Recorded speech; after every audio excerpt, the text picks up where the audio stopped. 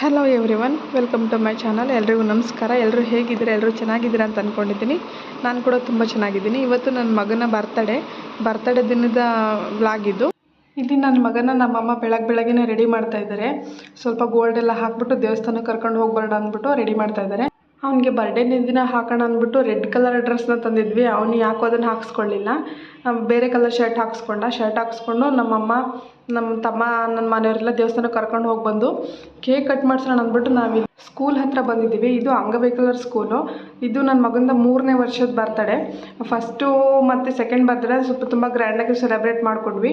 3ನೇ ಬರ್ತಡೇಗೆ ಸ್ವಲ್ಪ ಚೇಂಜ್ ಇರಲಿ ಅಂದ್ಬಿಟ್ಟು ನಾವು ಸ್ಕೂಲಲ್ಲಿ ಚಿಕ್ಕ ಮಕ್ಕಳ ಜೊತೆಗೆ ಕೇಕ್ ಕಟ್ ಮಾಡಿಸೋಣ ಅಂದ್ಬಿಟ್ಟು ಅಂಗವಿಕಲರ ಸ್ಕೂಲಿಗೆ ಬಂದಿದ್ದೀವಿ.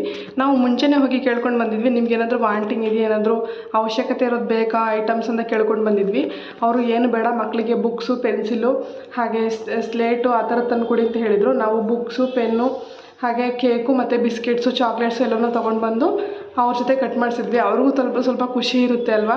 ನಮ್ಮ ಮನೆಯವರೆಲ್ಲ ಬಂದಿದ್ದರು, ಅಕ್ಕ, ತಮ್ಮ, ಹಾಗೆ ಭಾವ, ಚಿಕ್ಕಪ್ಪ, ಚಿಕ್ಕಮ್ಮ ಎಲ್ಲ ಬಂದಿದ್ದರು. ನಮ್ಮಪ್ಪ ಎಲ್ಲರೂ ಹೋಗ್ಬಿಟ್ಟು ಅಲ್ಲೇ ತೊಗೊಂಡೋಗಿ ಬೆಳಗ್ಗೆ ದೇವಸ್ಥಾನಕ್ಕೆ ಹೋಗಿ ಬಂದಮೇಲೆ ಅಲ್ಲೇ ಕೇಕ್ ಕಟ್ ಮಾಡಿಸಿದ್ವಿ. ನೋಡಿ, ಇದೇ ಅವ್ರ ಹಾಸ್ಟೆಲು, ಸ್ಕೂಲು.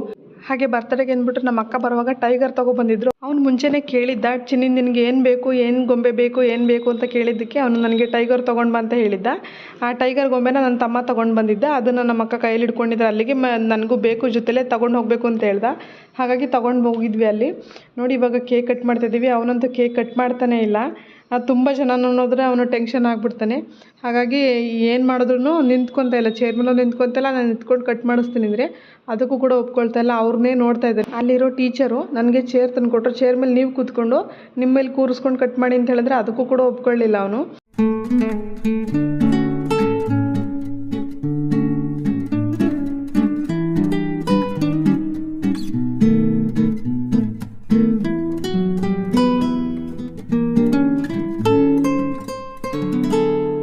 ಅಲ್ಲಿ ಚಿಕ್ಕ ಮಕ್ಕಳು, ದೊಡ್ಡ ಮಕ್ಕಳು ಎಲ್ಲ ಕೂಡ ಇದ್ದಾರೆ. ಯಾರಿಗೆ ಎಷ್ಟು ಏಜ್ ಅಂತಲೂ ಗೊತ್ತಾಗೋದಿಲ್ಲ. ಅವ್ರನ್ನೆಲ್ಲ ಟೀಚರ್ಸು ನೋಡ್ಕೊಳ್ತಾರೆ. ನೋಡಿ, ಅಲ್ಲಿ ರೂಮಲ್ಲಿ ಕೂರಿಸ್ಬಿಟ್ಟು ಒಂದು ಸ್ವಲ್ಪ ಜನನ ಹೇಳ್ಕೊಡ್ತಾ ಇದ್ದಾರೆ. ಅವರಂತೂ ಕೈನೇ ಹಿಡ್ಕೊಳಕ್ಕೆ ಬರ್ತಿದ್ದಾರೆ, ಅಕ್ಕ, ಅಣ್ಣ ಅಂತ ಅಂದ್ಕೊಂಡು. ಪಾಪ ಅವ್ರನ್ನ ಹೇಗೆ ಸಮಾಧಾನ ಮಾಡ್ತಾರೋ ಟೀಚರ್ಸು.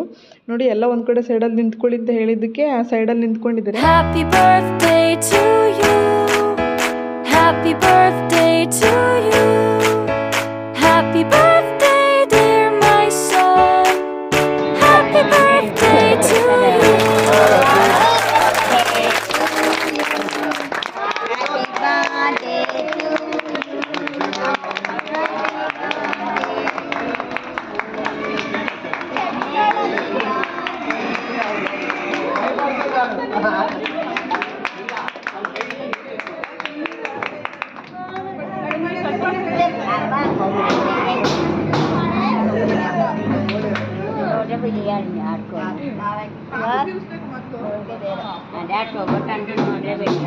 ಎಲ್ಲರೂ ಕೂಡ ನನ್ನ ಮಗನಿಗೆ ಹ್ಯಾಪಿ ಬರ್ಡೇ ವಿಶ್ ಮಾಡಿದ್ರು. ಟೀಚರ್ ಬಂದ್ಬಿಟ್ಟು ಸಾಂಗ್ ಹಾಡಿ ಅಂತ ಹೇಳ್ಕೊಡ್ತಿದ್ರು. ಎಲ್ಲರೂ ಕೂಡ ಹ್ಯಾಪಿ ಬರ್ಡೇ ಹೇಳಿದ್ರು. ನನ್ನ ಮಗ ಅಂತೂ ಕೇಕ್ ಕಟ್ ಮಾಡಲೇ ಇಲ್ಲ, ನಾನೇ ಕಟ್ ಮಾಡಿದೆ. ಹಾಗೆ ಕೇಕ್ ಕಟ್ ಮಾಡಿಬಿಟ್ಟು ನಾವೇ ಎಲ್ಲ ಮಕ್ಳಿಗೂ ಕೊಡ್ತೀವಿ ಅಂತ ಹೇಳಿದ್ವು. ಆದರೆ ಟೀಚರ್ಸು ಎಲ್ಲರೂ ಬಂದು ಮೇಲ್ಮೇಲೆ ಬಿದ್ದುಬಿಡ್ತಾರೆ, ಅವ್ರಿಗೆ ಗೊತ್ತಾಗೋದಿಲ್ಲ. ನಾವೇ ಕಟ್ ಮಾಡಿ ಕೊಡ್ತೀವಿ ಅಂತ ಹೇಳಿದರು. ಹಾಗಾಗಿ ನಾವು ಸ್ವಲ್ಪ ಒಂದು ಪೀಸ್ನ ಅಲ್ಲಿರೋ ಮಕ್ಕಳಿಗೆ ನಾನೇ ತಿನ್ನಿಸ್ಬಿಟ್ಟು ಮತ್ತೆ ಅಲ್ಲೇ ಇಟ್ಟು ಬಂದುಬಿಟ್ವಿ. ಮಿಸ್ ಎಲ್ಲರಿಗೂ ಕಟ್ ಮಾಡಿ ಕೊಡ್ತೀವಿ ಅಂತ ಹೇಳಿದ್ರು. ಅವ್ರಿಗೂ ತುಂಬ ಖುಷಿಯಾಗುತ್ತೆ. ನಾವು ಕೇಕ್ ಕೊಟ್ವಿ ಅಂತಲ್ಲ, ಈ ಥರ ಮಾಡಿದ್ರೆ ಅವ್ರಿಗೂ ಕೂಡ ಸ್ವಲ್ಪ ಖುಷಿ ಇರುತ್ತೆ ಅಂತಂದ್ಬಿಟ್ಟು ನಾವು ಹೋಗಿದ್ದು ಅಷ್ಟೇ.